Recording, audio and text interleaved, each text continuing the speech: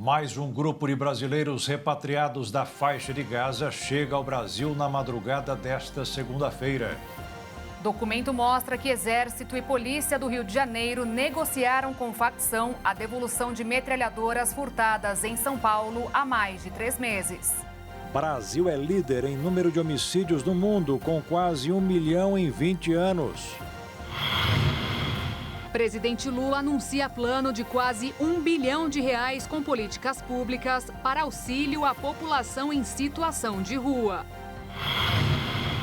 Cidade de São Paulo terá ônibus de graça aos domingos a partir do dia 17 de dezembro. ChatGPT falha ao responder perguntas sobre remédios, podendo oferecer risco ao paciente. Apesar da queda da inflação, cesta de produtos para a ceia de Natal está mais cara que o ano passado.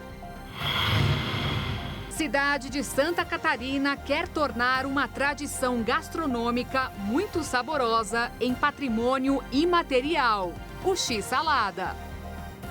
Agora no Jornal das 22.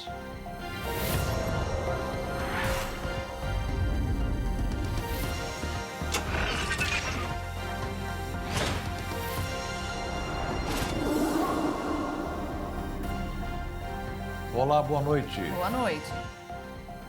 Um grupo de 48 pessoas conseguiu deixar a faixa de Gaza no fim de semana e já chegou ao Brasil através da operação de repatriação do governo federal. Ao vivo de Brasília, Jaqueline Fonseca tem os detalhes. Boa noite, Jaqueline. Boa noite, Jaqueto, Beatriz e a todos que acompanham o Jornal das 22. Exatamente, 48 pessoas, sendo 37 palestinos e 11 binacionais brasileiro-palestinos, chegaram aqui em Brasília na madrugada desta segunda-feira. Elas foram trazidas pela Força Aérea Brasileira em uma operação coordenada pelo Ministério das Relações Exteriores. Este grupo conta com 27 crianças e adolescentes, 17 mulheres, sendo 2 idosas e 4 homens. Essas pessoas, este grupo, cruzou a fronteira da faixa de Gaza para o Egito pela passagem de Rafah no sábado e foram direcionadas até o Cairo, capital do país. Na lista enviada pelo governo brasileiro para as autoridades do Egito e de Israel, havia 102 nomes. No entanto, as autoridades negaram a saída de 24 pessoas. Com isso, familiares destas pessoas que não foram autorizadas a deixar a faixa de Gaza resolveram desistir da repatriação. Deste modo, dos 78 autorizados a cruzar a faixa de Gaza, apenas 47 vieram. E já no Egito, depois da travessia, uma jovem de 22 anos, que é filha de uma das pessoas repatriadas, se juntou ao grupo e também veio ao Brasil neste voo da Força Aérea Brasileira. Essas pessoas que foram repatriadas estão aqui em Brasília e devem ficar por aqui por mais 2 ou 3 dias, onde vão descansar, receber atendimento médico, emitir documentação e também serem vacinadas. Aqueles que têm familiares ou amigos aqui no Brasil serão levados aos locais, aos destinos finais, e aqueles que não têm para onde ir serão acolhidos em abrigos do sistema de assistência social brasileiro. Com essa operação, 1.525 pessoas já foram repatriadas pelo governo brasileiro desde o começo do conflito entre Israel e Hamas. Bia, Jaqueta, com vocês. Obrigada, Jaque, pelas informações. Voltamos em instantes para falar da agenda do presidente Lula. O furto de 21 metralhadoras do Arsenal de Guerra de Barueri, na Grande São Paulo, ganhou mais um capítulo nesta segunda-feira. Após mais de 3 meses, o depoimento de um policial mostrou que o Exército e a Polícia do Rio de Janeiro negociaram com o Comando Vermelho a devolução de 10 unidades. Eles, por sua vez, negaram a informação. O Exército e a Polícia Civil do Rio de Janeiro negociaram com traficantes de drogas do Comando Vermelho a devolução de 10 das 21 metralhadoras furtadas de um quartel em São Paulo, segundo o depoimento de um policial no documento da Secretaria de Estado de Polícia Civil Fluminense. O agente não informou que teria sido oferecido em troca, mas há indícios que o acordo previa que militares e policiais não entrariam na comunidade onde a facção criminosa atua, caso devolvesse as armas. O Comando Militar do Sudeste, que investiga o desvio do armamento do Arsenal de Guerra de São Paulo, em Barueri, na Grande São Paulo, divulgou nota negando que tal negociação entre Exército com criminosos tenha ocorrido. E a Polícia Civil do Rio, por meio da assessoria de imprensa, também negou que tenha acontecido. Vale ressaltar que a Polícia Civil já identificou o responsável pela venda do armamento à facção criminosa e segue com diligência para localizar e capturar o indivíduo. Segundo as investigações, as 21 metralhadoras, 13 delas antiaéreas calibre .50 e 8 metralhadoras calibre 7.62 foram furtadas em meados de setembro deste ano. O desvio só foi descoberto mais de um mês depois, em outubro, durante recontagem das armas no AGSP em Barueri. O Brasil registrou quase 1 milhão de homicídios em quase 20 anos. No período de 2003 até 2021, foram registrados 999.548 casos. Os dados são da Organização das Nações Unidas, que mostram que o Brasil lidera a taxa de homicídios desde 2001, quando ultrapassou a Índia. Essa alta periculosidade, somada à liderança no ranking da ONU, impacta aos olhos de quem mora no exterior, atrapalhando consequentemente na realização de eventos e turismo no país. O presidente Lula lançou hoje o plano Ruas Visíveis, pelo direito ao futuro da população em situação de rua. Uma iniciativa abrange o investimento inicial de 982 milhões de reais para promover a efetivação da política nacional para essas pessoas. Medida que deve diminuir os números divulgados hoje pelo Instituto de Pesquisa Econômica Aplicada, que mostra que a população em situação de rua no Brasil aumentou 935,31% nos últimos 10 anos. Com base em dados do CadÚnico do governo federal, o número saltou de 21.934 pessoas em 2013 para 227.087 até agosto de 2023. Entre as causas do problema estão exclusão econômica, que envolve insegurança alimentar, desemprego e déficit habitacional, ruptura de vínculos familiares e questões de saúde, especialmente de saúde mental. Um levantamento feito por um especialista em políticas públicas e gestão governamental em exercício na Diretoria de Estudos e Políticas Sociais do IPEA apontou que para 47,3% das pessoas em situação de rua, problemas familiares ou com companheiros foram os motivos para sair de casa. Desemprego por 40,5%. Já alcoolismo e abuso de outras drogas foram mencionados por 30,4% e perda de moradia por 26,1%. Ainda foi apontado que 60% dessas pessoas não vivem na cidade em que nasceram, mas 70% delas vivem no mesmo estado de nascimento e que, no geral, o movimento é das periferias em direção aos centros metropolitanos. Do total de pessoas em situação de rua no Brasil, 10.586 são estrangeiras, o que representa 4,7%, sendo que 30% vêm da Venezuela e 32% são da Angola. Além disso, de toda a população, 51% é parda e 18% preta. Já a idade média é 41 anos. Os jovens entre 18 e 29 anos somam 15% do total e adultos entre 50 e 64 anos correspondem 22%. Crianças e adolescentes somam 2,5% e idosos 3,4%. Há quase uma década, o Brasil enfrenta crises econômicas sucessivas, inclusive com a volta da insegurança alimentar grave e da fome.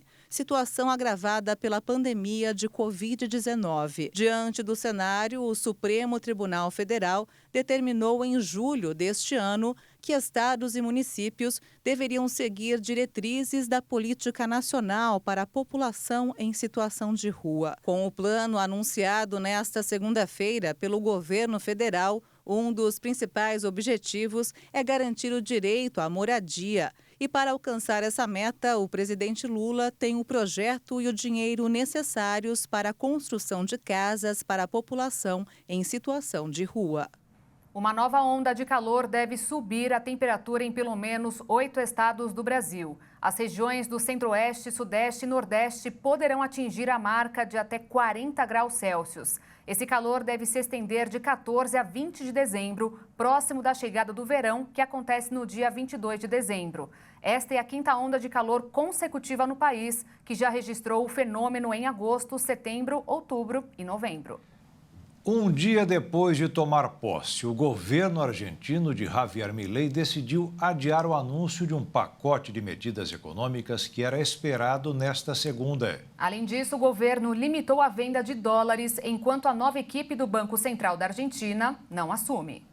Agora, quem quiser comprar dólares na Argentina pela cotação oficial mais barata, vai precisar de autorização prévia do órgão financeiro ligado à presidência. Segundo o Banco Central Argentino, a medida foi tomada para dar tempo ao Poder Executivo para cumprir os trâmites administrativos para a formação das novas autoridades e anunciar e implementar as políticas que serão levadas adiante. Esse tipo de medida já ocorreu em outros governos e desta vez, segundo o jornal La Nación, não afeta as operações financeiras que continuam ocorrendo normalmente. Milei foi eleito prometendo retirar essas restrições, o que ele estima que vai demorar até o meio do próximo ano. Antes, ele quer resolver a dívida interna do Banco Central da Argentina, que ele menciona com frequência. Além de tantos outros temas, a questão econômica fez parte também do discurso logo após a sua posse no último domingo, dia 10 de dezembro. E um dos principais temas falados por Milei não poderia ser outro: a inflação. Esse ajuste na economia, segundo Milei, será feito essencialmente sobre o setor público. Dessa forma, o atual presidente argentino já começou suas mudanças. O primeiro decreto de sua gestão fala sobre, simplesmente, a redução no número de ministérios do país a 9, a metade do que tinha seu antecessor. Agora, na Argentina, os ministérios se resumem em Ministério do Interior, Relações Exteriores, Comércio Internacional e Culto, Defesa, Economia, Infraestrutura, Justiça, Segurança e, por fim, o Ministério da Saúde e Capital Humano. Segundo Milei, a medida é a primeira para cortar gastos públicos, uma das bandeiras que ele levantou durante o seu discurso.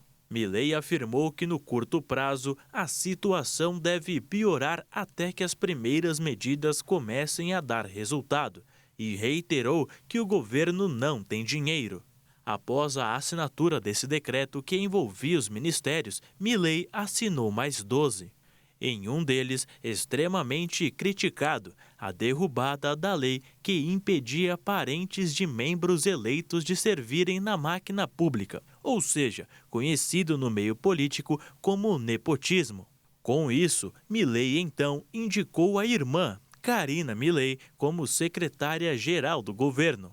Como secretária-geral, Karina ajudará o presidente em políticas públicas, preparação de comunicados, participação em tarefas cerimoniais e protocolares, além de gestão das relações com o público. E assim foi o primeiro dia do novo governo argentino.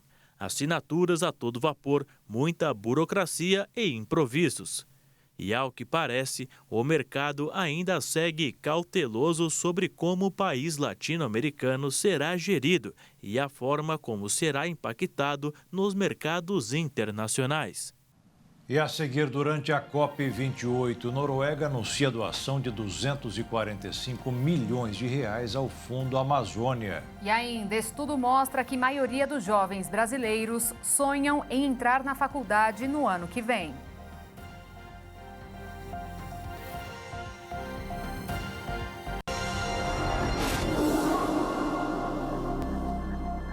Semana decisiva de votações em Brasília e hoje o presidente Lula se reuniu com o ministro da Fazenda e os líderes do governo no Congresso para discutir as pautas prioritárias. Jaqueline Fonseca, direto de Brasília. É com você, Jaque.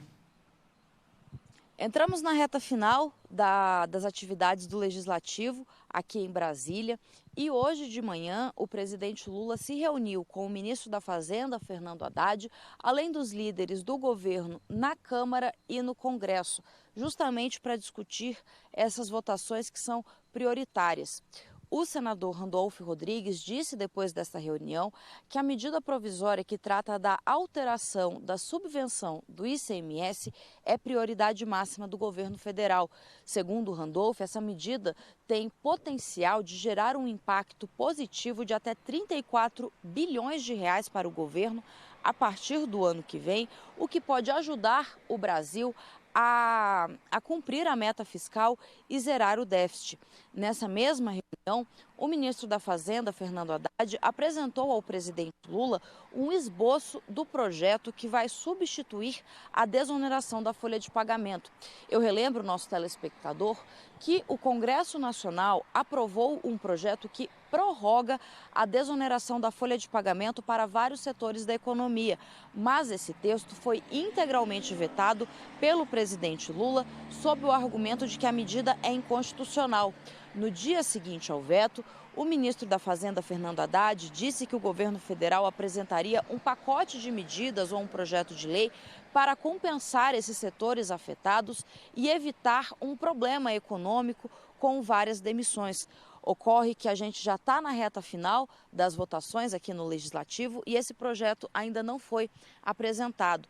Deste modo, na sessão do Congresso Nacional marcada para quinta-feira, existe uma chance muito grande de que o veto do presidente Lula seja derrubado pelos senadores e deputados, ainda que em partes.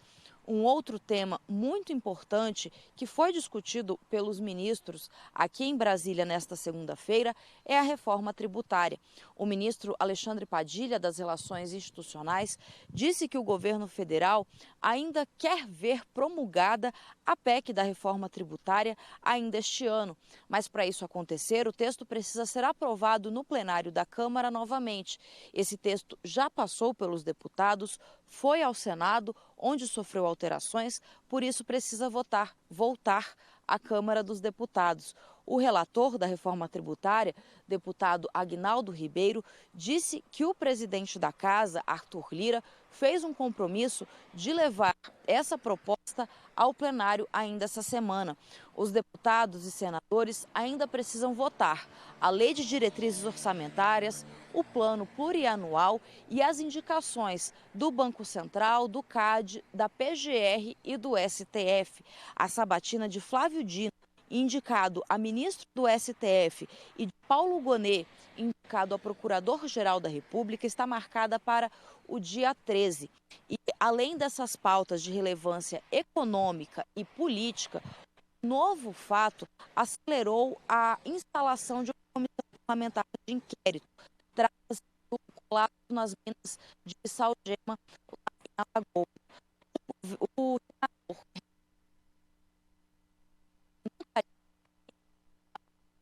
está pressionando o Senado pela instalação dessa comissão parlamentar de inquérito para investigar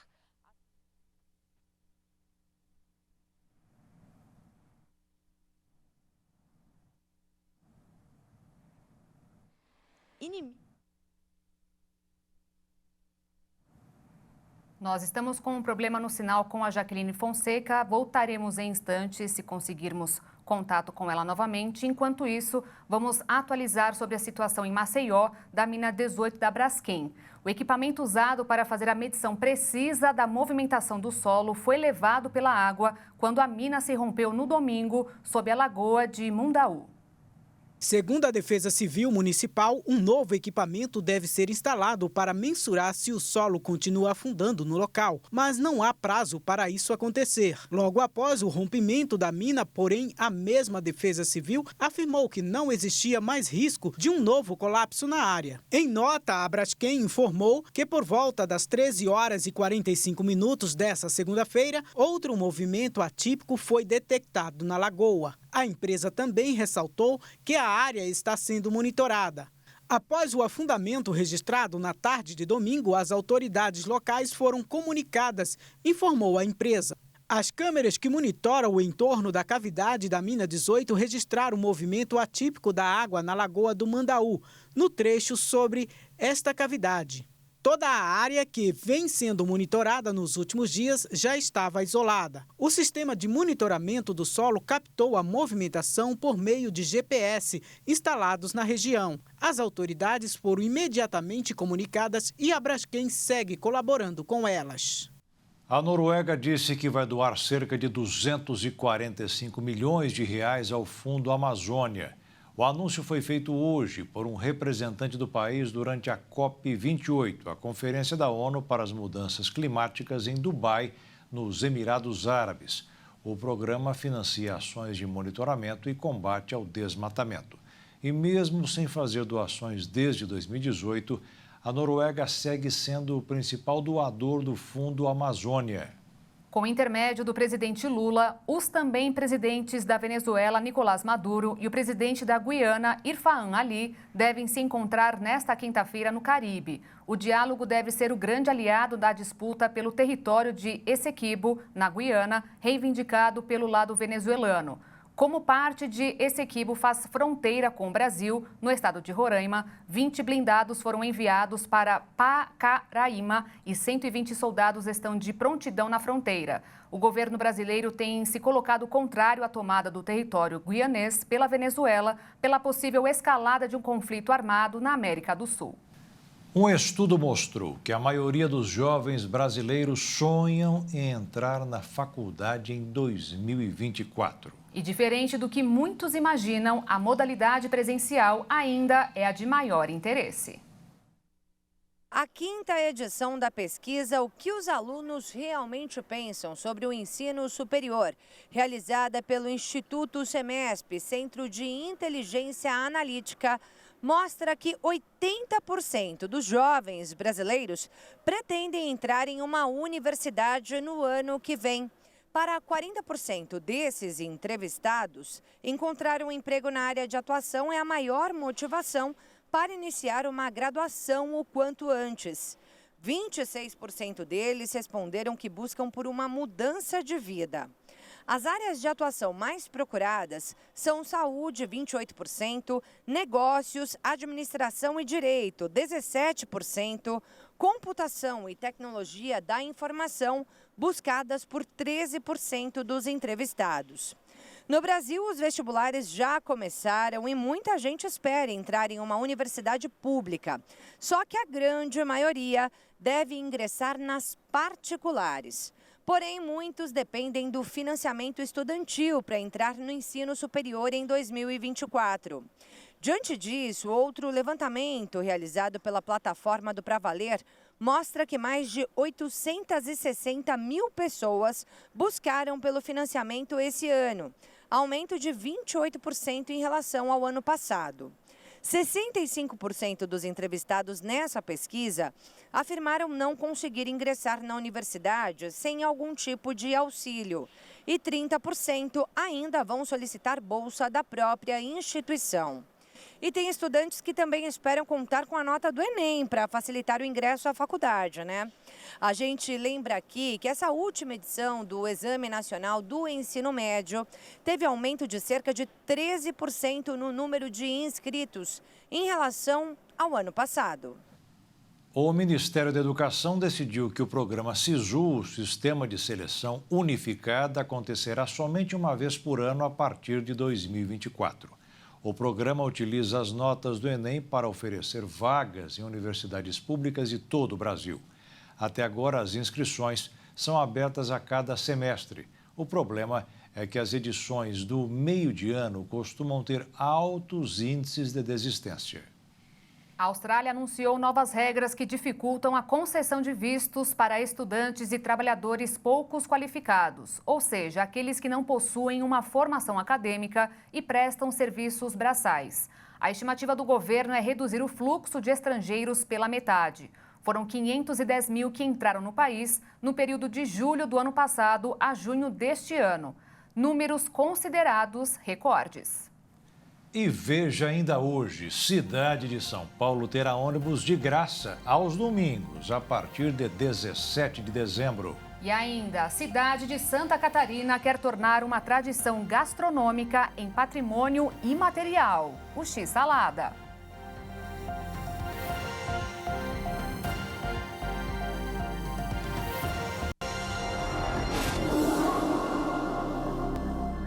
A cidade de São Paulo vai adotar a tarifa zero em todas as suas linhas de ônibus aos domingos.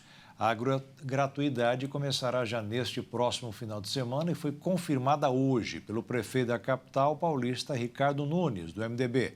A tarifa zero também vai acontecer no Natal, Ano Novo e no aniversário de São Paulo. E para que esse novo sistema funcione, a prefeitura deixará de arrecadar quase 300 milhões de reais. O Boletim Focus, divulgado hoje pelo Banco Central, mostrou que o mercado está prevendo uma queda na inflação para este final de ano. A expectativa caiu em 0,3 pontos percentuais. Agora está em quase 4,5%. A mesma queda está prevista para acontecer com o dólar. Já com o PIB, o Produto Interno Bruto, que mede o crescimento da economia do país, a expectativa é de que melhore em quase 0,10%. Começando mais uma semana no mercado financeiro, os investidores seguem em grande expectativa pela decisão de política monetária do Brasil e dos Estados Unidos, programada para quarta-feira. Com isso, o dólar fechou em alta de 0,15%, cotado em R$ 4,93 na venda. E a Bolsa de Valores fechou em queda de 0,14%, aos 126.916 pontos. O comércio varejista do Brasil teve uma alta de 0,5% nas vendas do mês passado, comparado com o mesmo período do ano passado. A informação foi confirmada hoje pela Cielo, uma empresa de meios de pagamento. Esse crescimento acabou com uma sequência de 7 meses seguidos do setor no vermelho. Os segmentos que mais se destacaram durante o mês de novembro foram os de turismo e transporte. Contagem regressiva para o Natal e é bom já preparar o bolso. Apesar da queda da inflação deste ano, a cesta de produtos para ceia de Natal está mais cara em relação ao ano passado. Vários produtos sofreram reajuste bem acima da inflação. A boa notícia é que dá para comemorar fazendo algumas mudanças no cardápio. Prateleiras lotadas e muitas opções. Mas escolher os produtos do Natal deste ano ficou mais difícil. A dificuldade tem nome: o preço que só subiu. Eu estou dando uma olhada, pesquisando, porque eu percebi que houve um aumento muito grande nos itens que a gente usa para o Natal, né? Apesar da queda da inflação neste ano, a cesta de produtos para a ceia de Natal está quase 8% mais cara em relação a dezembro do ano passado, segundo o Índice de Preços ao Consumidor, o IPC. Em 2022, o preço médio da cesta com 15 itens custava R$ 383,80. Agora está R$ 413,53. Ele que dá um toque especial na comida, o azeite foi o que mais encareceu. O aumento chega a 35%. Em seguida, vem o peru e o bacalhau, ambos com 15,5% de aumento. O azeite eu já não vou levar o extra virgem, vou levar um bem inferior, que é um bem parecido. Tá caro, hein? Bastante. Peru, bacalhau, nem pensar. Vou ter que levar frango mesmo. Muita coisa aí a gente vai ter que poupar. Por enquanto, seu carrinho tá assim, vazio. Vazio, estou olhando só. Só pesquisando para saber o que vai levar para casa. Sim, hoje eu vim assim só pegar o básico, depois venho para fazer a compra de Natal. O bacalhau está ainda mais salgado este ano. Essa peça nobre aqui, ó, 800 gramas, está saindo por R$ 217,28. Mas os apaixonados por churrasco vão ter vantagem. Olha só, o filé mignon teve queda de 11%, o lombo suíno de 10% e a picanha 4%. Eu espero que tenha uma redução aí no preço dos assados, né? Da tender, chester. Ainda estou pesquisando. Você vai substituir alguma coisa se tiver muito caro? Sim, eu na verdade ainda não pensei nem direito qual vai ser o menu, mas o que tiver muito caro eu acho que eu não vou levar, não. Mas o tradicional a gente acaba comprando, né? Mesmo que de última hora. Já outros produtos que são importantes na tradição natalina não foram protagonistas nem de crescimento nem de queda nos preços. É o caso do panetone. Uma coisa é fato, o consumidor muda de comportamento conforme a economia muda de humor. Então, na hora de encher o carrinho, vale a pena pesquisar pelo melhor preço, substituir alguns produtos e não deixar para a última hora. Você vai fazer a ceia, você sai de casa com uma lista já do que você precisa? Com certeza sim. Facilita? Nossa, muito, porque senão você acaba, né, gastando muito mais do que se tem. Esse ano, então, o Natal vai ser mais enxuto? Ah, com certeza, vai ser bem mais enxuto. Servir à mesa é quase sempre um exercício de manobras. Cada um vai levar um prato, todo ano nós fazemos um menu e aí, olha, você vai levar esse e uma sobremesa. Então, cada um vai levar um prato, ajuda isso no orçamento? Sim, uma pessoa só responsável é muito complicado. Eu acho que todo mundo tem que participar, tem que colaborar. Mas vale tudo na hora de celebrar ao lado de quem se ama. Vai ser uma ceia mais simples, mas com muito amor. Com muito amor, você não tenha dúvida. E uma cidade de Santa Catarina é tão apaixonada por x-salada que resolveu, através de um projeto de lei, transformá-lo em patrimônio imaterial. Cheio de toques especiais, o tradicional lanche virou até refeição na hora do almoço.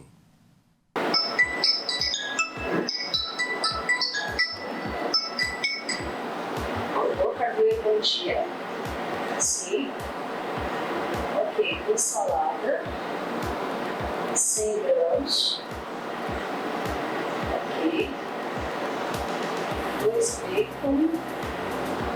E um galinha com gostinho. Ok? Vou tirar do balcão. Tá bom. Meio-dia. Ok, estará pronto. Obrigada. Tchau, tchau. Coloca na chapa, prepara o pão. E no final, coloca muita maionese caseira. Esse é o patrimônio imaterial de Criciúma, uma cidade que hoje tem mais de 60 estabelecimentos que trabalham vendendo essa iguaria local. São pouco mais de 215 mil habitantes na cidade. Em algumas lanchonetes, elas chegam a confeccionar por noite mais de 2 mil lanches. E não fica só restrito ao final do dia. Hoje, ele também é vendido no horário do almoço.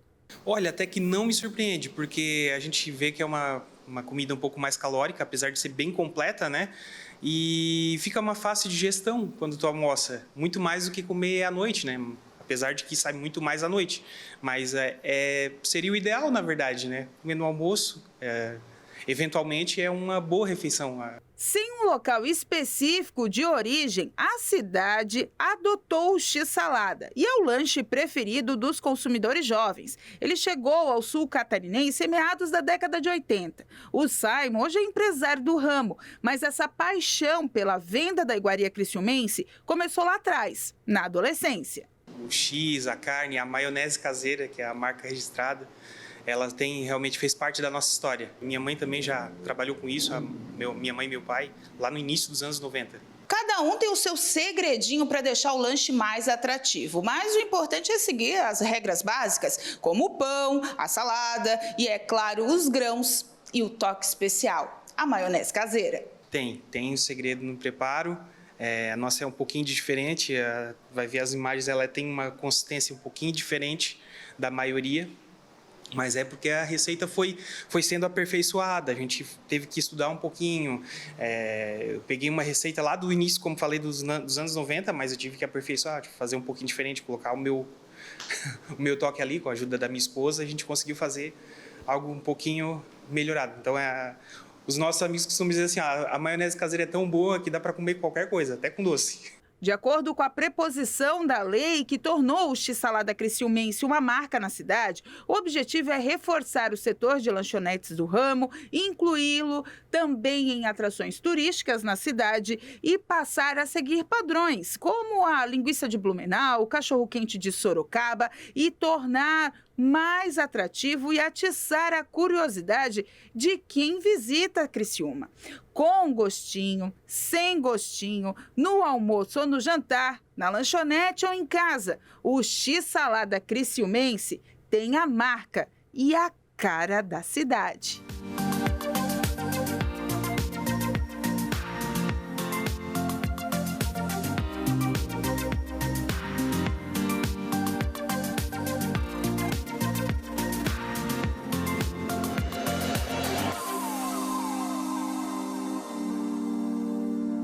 E a seguir, um roteiro imperdível em uma das cidades mais antigas das Américas, Santo Domingo, capital da República Dominicana. E veja também, ChatGPT falha ao responder perguntas sobre remédios e pode oferecer risco ao paciente.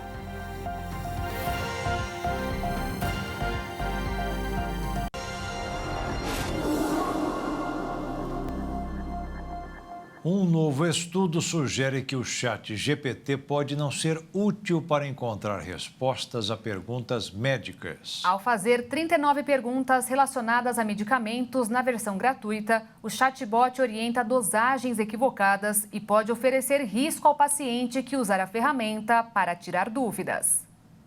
Pesquisadores da Universidade Americana de Long Island fizeram as perguntas e depois compararam as respostas com respostas reais escritas e revisadas por farmacêuticos treinados. O estudo descobriu que o ChatGPT forneceu respostas precisas para apenas cerca de 10 perguntas, ou cerca de um quarto do total. Para as outras 29 perguntas, as respostas estavam incompletas ou imprecisas, ou não abordavam as questões.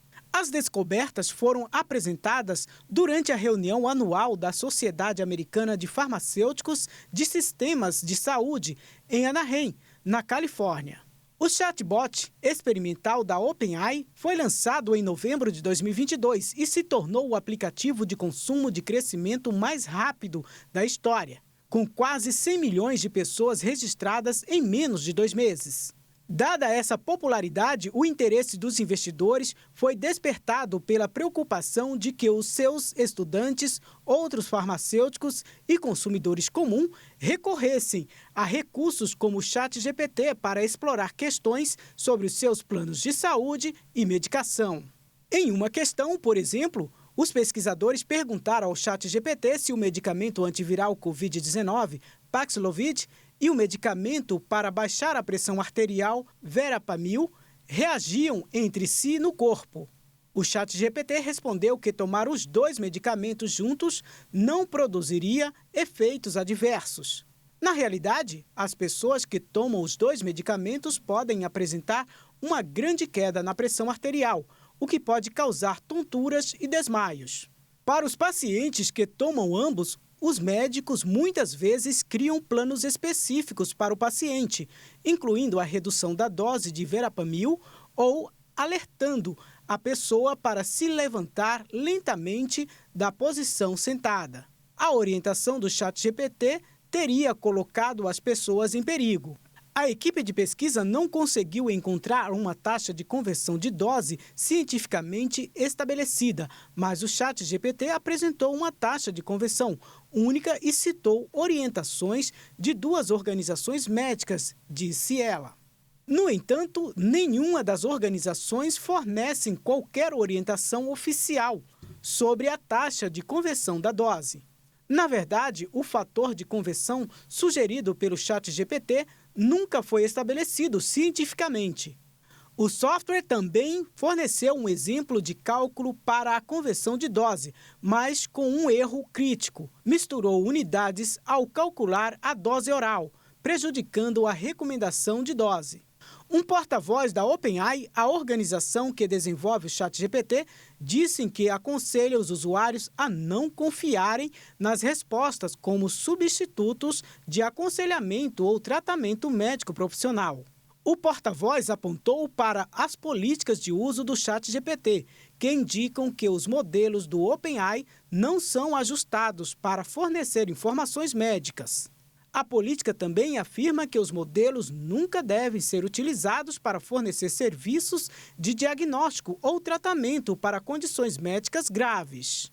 Os atletas russos e bielorrussos que se qualificarem em seu esporte para as Olimpíadas de Paris 2024 poderão participar como neutros, sem bandeiras, emblemas ou hinos. A informação foi divulgada pelo Comitê Olímpico Internacional.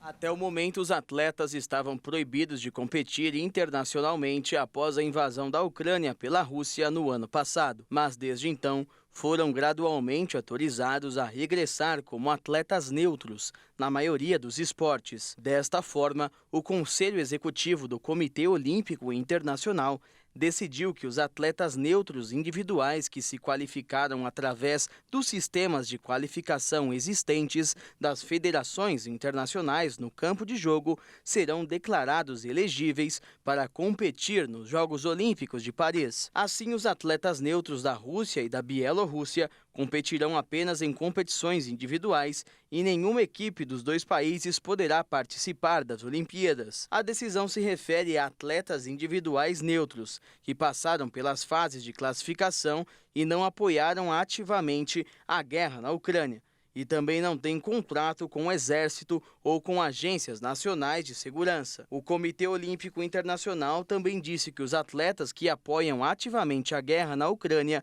não estão sujeitos a essa regra. Até o momento, dos 4.600 atletas qualificados para os Jogos de Paris, 8 eram russos e 3 eram bielorrussos.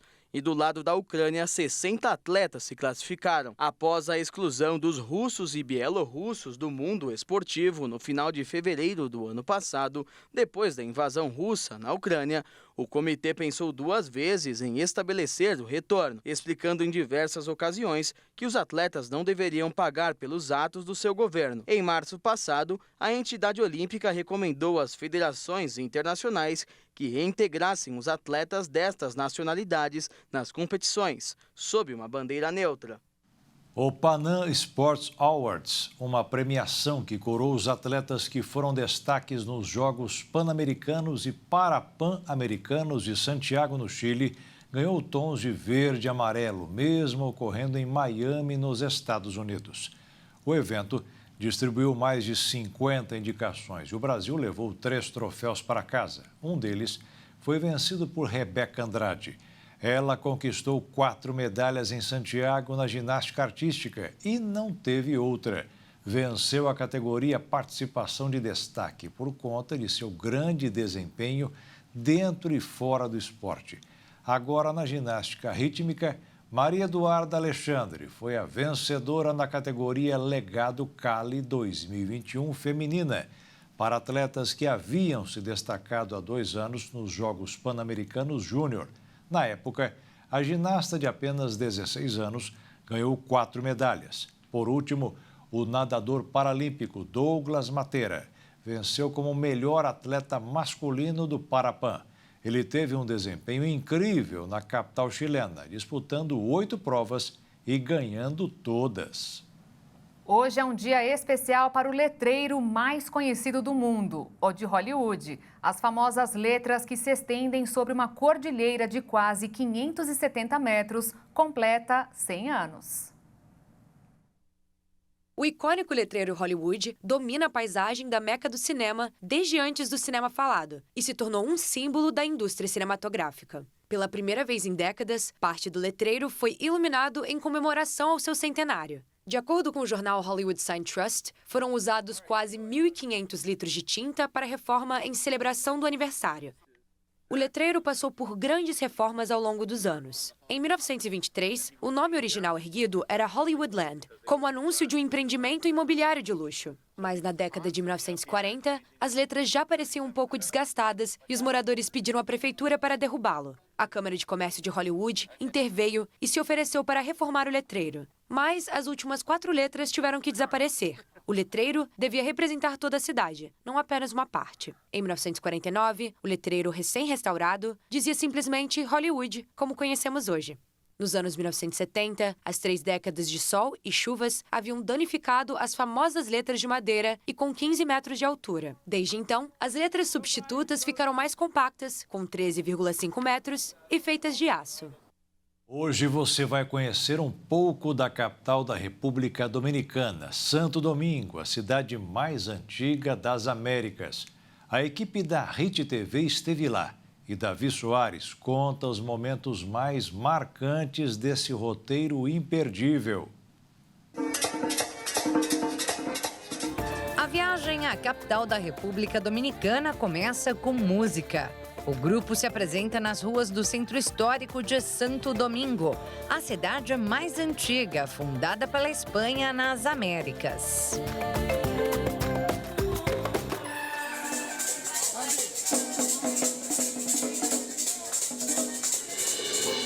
O país se destaca pela variedade de ecossistemas, cadeias montanhosas e, claro, por suas praias paradisíacas, como esta, em Santo Domingo.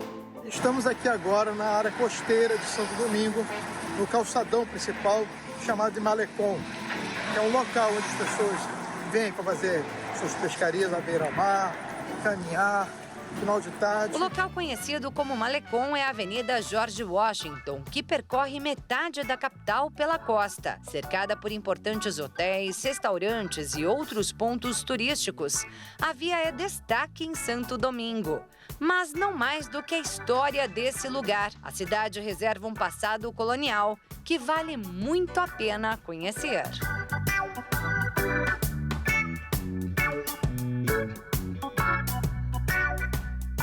Aqui hoje no centro de São Domingo, no centro colonial, na verdade as Américas começaram aqui.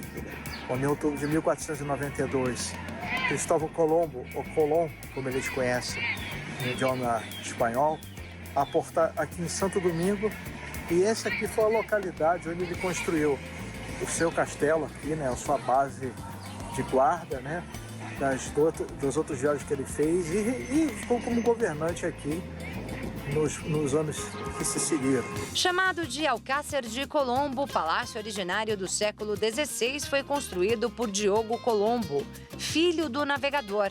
A construção monumental chama a atenção por suas galerias toscanas e grandes arcos. Declarado Patrimônio Mundial pela Unesco em 1990, o palácio hoje funciona como um museu.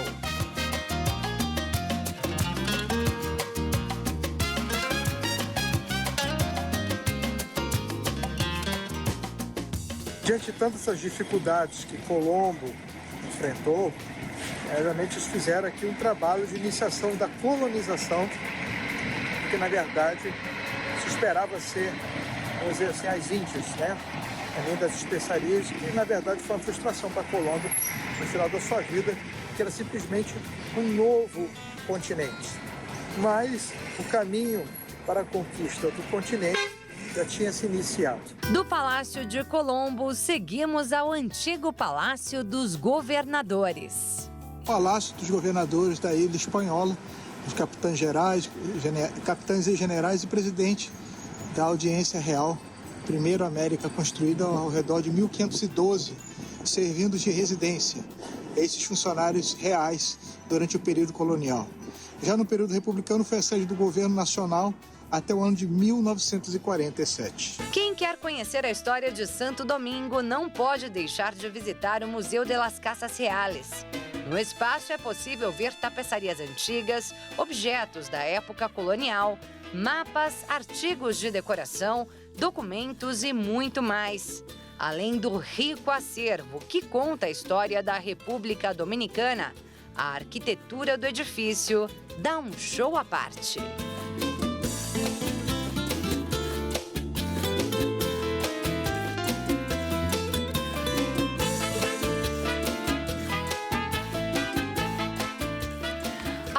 Exposama é outro espaço que não pode faltar no roteiro de qualquer turista que venha a Santo Domingo. Construída no ano de 1502, a fortaleza é considerada a mais antiga estrutura militar, ainda em pé no Novo Mundo, usada para fins militares até a década de 1970.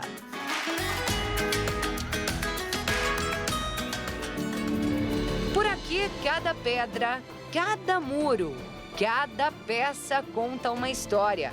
O conteúdo é vasto. Por isso, para conhecer toda a riqueza histórica, cultural e as belezas naturais de Santo Domingo, só mesmo visitando a República Dominicana, considerado o país mais bonito do Caribe. E vale a pena vir conhecer essa história bonita, uma história de sangue também, uma história de lutas difíceis, como todos os países da América Latina tiveram. Mas é importante você conhecer. Meu convite é: venha à República Dominicana. Você não irá se arrepender.